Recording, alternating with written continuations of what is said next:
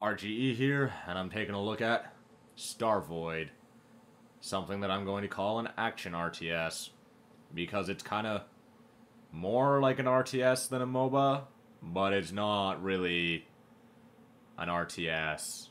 Well, it's an RTS, but it's more like a MOBA, but more like an RTS than, let's say, League or Dota. You'll get it when you see it. It'll totally, absolutely make sense when you see it. It's published by Paradox, and it's developed by Zeal Game Studios. Zeal are also making a game of dwarves, which you may have heard of. It looks kind of interesting. They literally haven't developed anything else noteworthy. They made some game with the Red Cross about making African villages. It's supposed to be like a learning game, I guess. I don't know. It sounds preachy and not fun. And then they made a game called Dwarves, and there was some punctuation after Dwarves, but I can't say that I've heard of it other than when I looked up Zeal Gaming Studios trying to find the website for Starvoid that doesn't exist. It just links me to the Paradox site. So, let's start off with the particularly boring stuff, because it's still important. As far as graphics go, we're pretty limited on resolution options, as you can see. Actually, overall, we're just really limited. There's very few resolution options. You only have these two sliders to adjust your graphics quality. You have an option to go to full screen for your launcher. That doesn't work.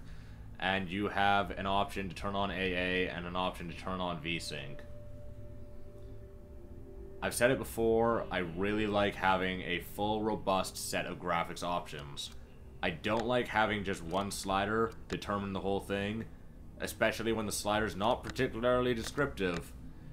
High doesn't say what is involved in it. It doesn't tell me what things you're adding, what post-processing you're adding, what pre-processing you're adding. It doesn't tell me what effects you're using. Doesn't tell me texture quality, doesn't really tell me anything at all, actually. It's kind of completely trash.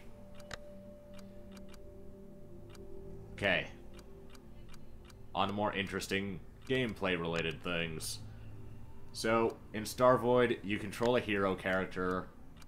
They call them mercenaries in this because they're mercenaries. You can change the character's loadout from their abilities, their armor, their weapons, even the units that they can create. You customize your loadout in the armory. By completing matches, you get money, you get experience, and you progress through, well, a progression tree. You use the money to unlock things that you get from the tree. Like, when you get enough experience, you get the ability to buy items that you've unlocked with the experience. Once you bought them, you can use them in your loadouts.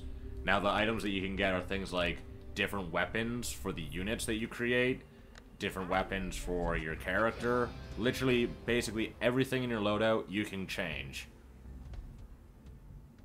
Now, this would probably create a really unbalanced game. It would be totally stacked to people who have been playing the game longer, purely based on that they would unlock stronger items than you, because a lot of the stuff is not a side grade from like the default unupgraded units. However, the default mercenaries that you can pick when you're in game, they have a lot of like max level upgrades, so they're already really strong. They're stronger than any loadout that you'll be able to create when you're like level 10. You really won't be able to start getting stronger stuff than the default mercenaries until about level 20, 25 to 30. In some ways, that's an okay thing. Actually, more than an okay thing, it's a great thing, because it means that new players aren't going to be beaten to death purely based on the fact that they haven't unlocked stuff. However, it means that you're not really going to make a viable loadout for a while. At least in this game, you seem to level really quickly, but still, you're going to unlock a bunch of custom character slots, but not have anything to put in them for a while. There are 3 game types in Starvoid. We have lost the next I'm only going to be showing off the one, though, because today when I was getting footage, there was literally like 13 people playing the game, and we were all just in like one server off and on. So there was only one game type that I got to play. An enemy is The first game type is Team Deathmatch, which you just go and you kill the other team's mercenaries. The team with the most kills wins, because it's Team Deathmatch, and that's how Deathmatch works. The other type is Sabotage, which I haven't played yet, so I can't tell you what it's like or what you do, because the name is just not as descriptive as Team Deathmatch is. And then the other type, which is the one that this footage is from, and the one that I actually got to play, is Battle. So, in battle maps, you have two teams, several control points, and some drop points. You take control of control points to gather points for your team. The team with the most points at the end of the round wins. A team can also win by just taking control of all the control points on the map. The rounds tend to be shorter than most RTS games and most MOBAs, or at least from like the 5 or 6 hours of playing Battle, that they seem to be shorter than most RTS and most MOBAs.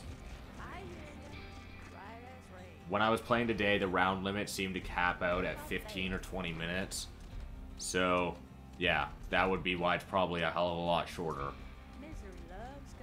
The controls are like a mix of more traditional RTS games like StarCraft, mashed up with MOBA-style controls, which would make sense because that's what its gameplay is like.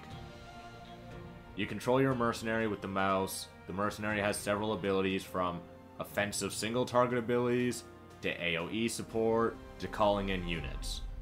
You call in units and use abilities with the keys 1 to 6, and also use abilities granted from your mercenary's armor and weapons with R and T. The camera is controlled with WAS and D, and the mouse is move and attack, etc. The mouse really kind of does exactly what you would expect it to do if you've ever played an RTS or a MOBA. Once a group of units has been called in, you can quick select them with their hotkey.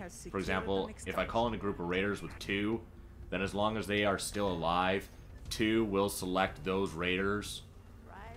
It's important to be able to quick select groups, since most units have special abilities that need to be used, and can only be used when that unit is specifically selected. If you look down on the bottom, you see like your character and all your abilities. It's kind of like what MOBAs lay out as their UI. So to the left of the character portrait at the bottom is this yellow, actually no, it's orange. There's an orange bar to the left of your character portrait, and that is your supply bar. It caps at 100 supply. To use abilities and call in units, you use energy. The blue bar at the bottom is your energy bar, and then you use supply to the left. Supply is only used when you're calling in units, and it continues to be used as long as that group of units is still alive. So as a result, you can really only have like 2 or 3 types of units on the field at one time, just because you have such a small amount of supply. This makes the game really micro-intensive. The game's mechanics are well executed because the controls are well executed. However, now I guess we got to go into technical complaints, because I don't have any issues actually with the gameplay. I like it. It's different, but it's still familiar enough that just sitting down, I kind of understood how to play already. It's a nice twist. The technical issues that I'm having are actually completely game-breaking. At least the one issue that I'm having is completely game-breaking. So, I'm playing on the launch client for this game. All of this footage is from the 28th of August. The game comes out on the 30th. So sometimes the mouse locks up and just stops moving, especially if I move the camera with the mouse. This becomes more than troublesome because 1, my camera gets stuck moving and I can't get it back to looking at where I need to be looking at. 2, I can't use abilities or play the game, essentially, since you move and attack with the mouse. This isn't frequent, but when it happens, it's infuriating. It's completely game-breaking. And since rounds are really short, you usually end up losing the entire round as a result. The only other notable issue is that people seem to lag and end up jumping around the map as a result. This could be just because there's so few servers and so few people playing that people are playing on servers where they just have ridiculously high pings. What I've played so far, I've really enjoyed, and I thought it was actually really fun, especially for a game that had like no advertising about it. Like, this is a game that kind of just popped up on my Steam list. I heard about it maybe 2 or 3 times, but really no one knew what this game was until like a week ago. But with that aside, I mean, I had a lot of fun with the game. It's a really good price for this game, actually. It's a great price for a casual game. I don't have a lot of time to, like, play a game for hours and get through the progression tree. And I don't have a time to play for hours to get the story. This game doesn't have a story, really, because, I mean, it's a multiplayer-only game. But you start off with good enough items that you don't have to grind for hours to progress. Plus, you level really quickly, so you actually progress quickly anyways, even regardless of the fact that they start you off with some really great loadouts. But yeah, as someone who doesn't have a lot of time to sink into one game anymore because of life, this is just a great game for me to jump in, play for a bit, and jump out. And at $10, it's like the perfect price. Something that I didn't note at the beginning of this video is that I'm giving away a copy of the game. Now, the game launches on Thursday, August 30th. That means 1 week from Thursday. That means Thursday, September 6th. Anyone who's left a comment in the comment section below, they're just automatically entered into a random draw for a copy of the game for free. So if you want a copy, leave a comment below. Note that you have to leave a comment on the video on my channel. If you're watching over on MMOattack.com, you go down into the description below, and you click the little link that goes to my channel, then you go to this video, because I don't release videos all that frequently, maybe once a week, so this will probably be on the top when you see it.